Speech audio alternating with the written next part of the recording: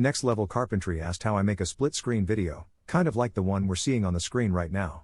I thought I'd just make a quick video to explain at least how I do it. First, I start with some editing software. I use Movavi just for price reasons, and because my computer won't handle Adobe Premiere. After I get my editing software open, I find any video file I like. Let's say I want to go flying today. I bring the file into the software, then I pull it down into my work area. I'm just going to stack the same video file on top of itself. If I didn't have extra tracks already on here, I would have to add them. I have a button here to create an extra track, either audio or video. All software will probably be different. I am essentially putting the same image on the screen.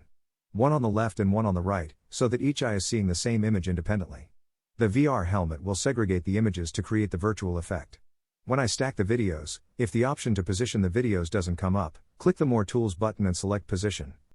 And choose one video to be side left, and the other to be side right. After that, it's pretty much done. Export your video and play it over whatever VR system you use.